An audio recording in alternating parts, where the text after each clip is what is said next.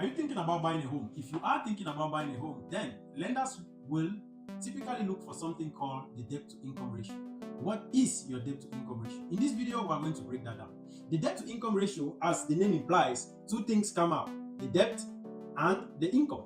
So lenders will typically compare how much debt you have to the income you are making, expressed as a percentage, right? So your total amount of debt is going to be divided by your total income, and that is going to be expressed as a percentage. Ideally, you want to keep the debt to income ratio below 43%.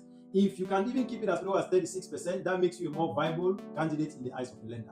But how is the debt actually calculated? When you apply for a loan, your social security number is going to be used to pull your credit report. And in this credit report, they are going to find out all the debts you have, which could be any school loan you're making, any auto loan you're making, any personal loan you're making, or any loan you've ever contracted before. It might be even a prior mortgage you may have contracted. Now, all of these, all the payments you are making, that is going to be summed to constitute your debt.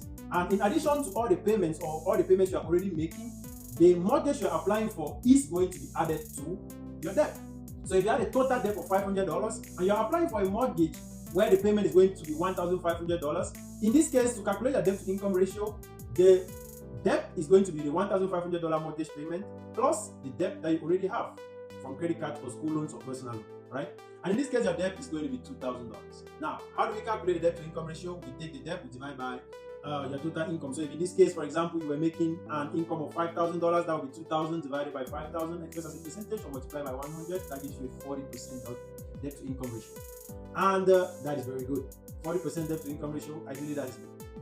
But you want to make sure you keep this as low as you can, and in this video I want to share some 5 tips that can help you to reduce your debt to income ratio. Number 1, you want to make sure you pay all debts you have, or you want to make sure you pay debt as much as you can. So if you have a credit card payment, make sure you pay off that credit card. If you have an auto loan, make sure you try to pay that debt as much as you can. Number 2, make sure you avoid any new debt. When you're preparing to buy a home, put everything on hold, because that might affect your debt to income ratio. If you contract a new debt, that is going to increase your debt to income ratio. That is not good in the eyes of the lender. Number 3, you can use the loan consolidation method. Loan consolidation here simply means you take a new loan at a lower interest rate to pay off a higher interest loan. So you have a $10,000 loan at a 10% interest rate. You simply find someone that is going to give you that same $10,000 loan, but at a 4% interest rate. That is going to reduce your payment. Number 4, what you want to do is that you want to spend wisely. And in this case, most often, you want to stick to a budget. Sticking to a budget is going to help you to avoid unnecessary expenditures and thereby avoiding any new debt. Okay? Now, the other thing is you want to be able to increase your income. So if you are able to increase your income, that even solves the problem entirely. So even if I keep the debt that I have at $2,000, let's say I have a $2,500 debt and I'm making $5,000, my debt to income ratio is going to be 50%. But if I keep the debt where it is and I increase my income to, let's say, $10,000, then now my debt to income ratio is going to be 25%.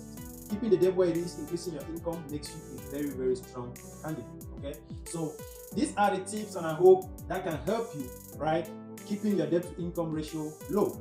Reach out if you have any question, if you are thinking about buying a home, if you started the process, or you are thinking about starting the process, or if you are ready, and I'll make sure I guide you every step of the way so that you become a successful home owner. This is your guy Ransom, and I will see you in my subsequent video.